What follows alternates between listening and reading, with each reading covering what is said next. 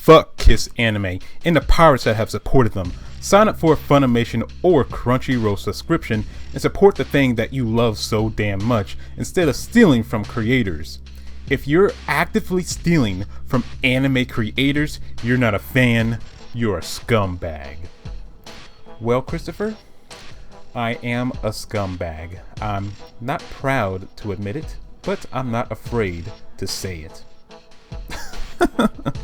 Hey guys, what's up? DJ the Man here, back here with another video. And in today's video, we're going to be talking about how Kissanime has been shut down forever. And we're going to be looking at talking about my reaction, and we're going to be looking at other people's reactions. So let's go ahead and jump right into the video. So first off, let's talk about how I feel. And the thing is that Kissanime wasn't the main site that I would use to pirate my anime. I actually have my main site that I've been using, I've been using for like 10 years now. And so, but Kissanime would be the second site that I would go to. So like if my main site was down, then I would go to Kissanime. And the main reason why Kissanime wasn't like the first one I would go to is two main reasons. Number one is kind of like brand loyalty, because I've been rocking with the main website that I use for like 10 years now. So that's always, so I kind of feel attached to it. And then secondly, Kissanime kind of does that annoying thing, or rather things, where first when you click on an anime, you got to prove that you're human, and then secondly, it would always reroute you to another site, and that would always be annoying. So those are the two main reasons why Kissanime never became like my main site, but it was the second one that I would always go to. Now I don't pirate all my anime. I do have a Netflix account, and that's about it. Well, I do also have Amazon Prime Video if you want to count that. And I do support the industry in other ways. I can see back here, I buy some anime merch. Whenever there's an anime movie in theaters, I like to go out and see it if I'm able to. I always like to buy anime video games. So among other things, I do support the anime industry. I just don't watch all my anime legally. So how do I feel about Kissanime being taken down forever? And I mean forever this time. Like it seems like it is definitely down forever, because I've heard that it's gone down in the past, but this time it is, a stake to the heart. It's dead now. I think the copyright holders have actually come after them and took them, and that's who actually took them down. So that's why they're completely gone now. And so how do I feel about it? Well, I kind of feel how I believe most people feel about it. It's like, you know what? You were good to us. Rest in peace. And that's about it. Am I sad to see it go? Yes, but am I actually like upset? No, I'm not like physically upset or anything like that, because I'm pretty sure, and that's how I feel like most of the community kind of feels, is that it's like, goodbye, you were good to us, goodbye, rest in peace. And people are just kind of memeing it up, because we all know that this was an illegal streaming service for anime. So it's kind of be pretty terrible to be actually upset about this. So yeah, people have just been memeing it up, which hopefully I've been like showing different memes over here on the side here. So a lot of people really aren't that upset about Kissanime being gone, which is why it confuses me when I see like really angry tweets like the one I read at the beginning of the video, like the one here by Chris. Especially since that the tweet that he's quoting isn't really a serious one. I mean, it's a picture of Zabuza crying, basically saying goodbye to Kissanime. I mean, like, if he really wanted to drive his point in, then he should have probably got one where someone was actually upset about Kissanime being gone. So when I see tweets like this, I'm like, you don't need to tell me. I already know that I'm a bad person. Let's look at another tweet that reads here: "Weebs confuse me so much. How can you love and be obsessed with an art form but never want to financially support it, when the workers BTS behind the scenes have bad working conditions and can barely keep themselves afloat in the industry? Pay for your shit and stop pirating. Hashtag Kissanime, hashtag Crunchyroll." And when I first read BTS, I thought they were talking about the K-pop group for a second there, so that's why I got confused. And the thing is that there is some truth behind those two kind of more hateful tweets out there attacking people for pirating anime.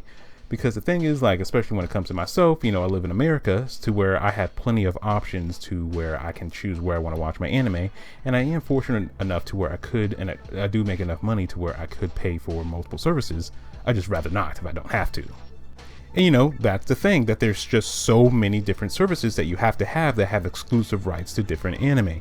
I mean, again, you got your Netflix, you got your Hulu has exclusive anime, you got your Amazon, you got your High Dive, you got your Crunchyroll, you got your Funimation, you got your Anime Lab, and the list goes on.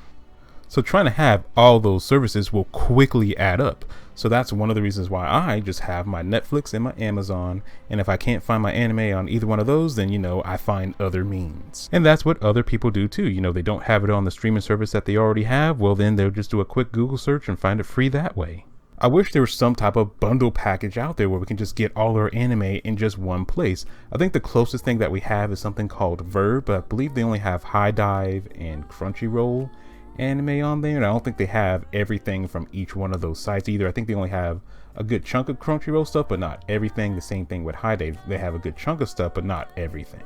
I believe Funimation used to be part of Verb, but then the whole Sony thing happened where I think Sony bought them, or something went on to where Funimation and Crunchyroll had a split, and that's the thing. See, now I have to have Funimation, a separate thing for Funimation, and a separate thing for Crunchyroll, instead of them having them in just one place, and then the cost just goes up and up. So aside from the money argument and anime being scattered all over the place with exclusive deals, the other big thing is that I mentioned earlier that I live here in America, but around the world it's a lot harder to get your hands on anime. Let's go ahead and read a couple of tweets that kind of back up my point. So we got one tweet here saying, "Well, Kissanime has been taken down. Farewell, my buddy. I used Kissanime when anime I wanted to watch wasn't on Netflix," which is basically what I do. And you could say use Crunchyroll, but I can't because in Belgium, there is almost nothing on Crunchyroll. Top 10 saddest anime moments. And you got a person in her comments saying, "And that's the issue with anime. Fine if you live in the USA, but the rest of the world is told to do one to varying degrees and have to use sites like Kissanime."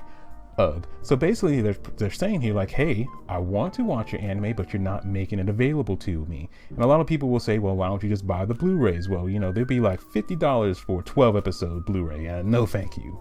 And you see, that's another big issue, overpriced physical anime. I mean, no one wants to pay $50, $60 for a 12 episode anime. Instead, they're just going to go online and pirate that. And some people like to say that they don't really make that. The anime industry really doesn't make that much money from streaming their anime. The way that they make their money is by selling merchandise. I'm not really sure how true it is, and even if it was true, it's still not really right to illegally stream anime, you know. So this kind of begs the question, is this the beginning of the end for pirated anime website streaming sites? I don't really know. We'll have to wait and see. If it is, it's going to be a very, very, very slow death. So if this is the beginning of the end, it would be nice to have, like I was talking about earlier, a central hub of where we can watch at least a good, maybe not all, but a good chunk of anime that we all watch in just one singular place. You know, these anime companies can get together and do some type of bundle deal. That would be fantastic. I would actually be all on board with that. You know, let's say they did that right now, where they had this huge bundle package where you can get a whole bunch of anime in just one place, and they still had pirated websites. I would still pay out of pocket to the bundle package website, so that way I would actually be supporting the industry. I'll be behind that. But since it's kind of the anime is all over the place, I don't want to do that. There's just too much money out of pocket that I don't want to spend. Let's say somehow they did get rid of a good chunk of the pirated websites and they never came up with that whole bundle package idea that I was just talking about. I think a good alternative, an actual real life alternative that you can do right now for those that say they don't really have a lot of money to spend on multiple services, is just have one service at a time. Maybe for 3 months have Funimation, and then maybe after 3 months drop the Funimation, go over to Crunchyroll for a couple months, and then switch over to High Dive, and so on and so forth. And then by the time you get back to Funimation, they'll have a bunch of new stuff that you can try out. I think that's a really good alternative, which is something that you can actually do right now. But until I'm forced to, I'm probably not going to do that. I'm just going to stick with my Netflix and my Crunchyroll. My Netflix and my Amazon, and that's the end of it. One day I would like to do like a deep dive video on pirate sites and anime streaming sites and all that good juicy stuff. Maybe if this video gets like, I don't know, like 1,000 views or something, then maybe I'll actually sit down and do a full deep dive. But yeah, until then, I want to hear what you guys think. Please leave your comments down below. What are your thoughts on this whole situation? How do you feel about pirated sites versus legal sites?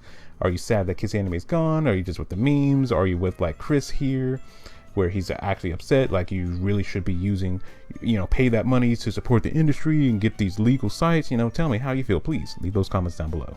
Ooh, a really quick note before we end the video, and an interesting one too, that I heard that kind of sort of TikTok kind of had a hand in getting Kissanime taken down like it did. Because the thing is that I'm not on TikTok a lot, but what I've heard is that a lot of people like to make videos on TikTok talking about where to find free anime.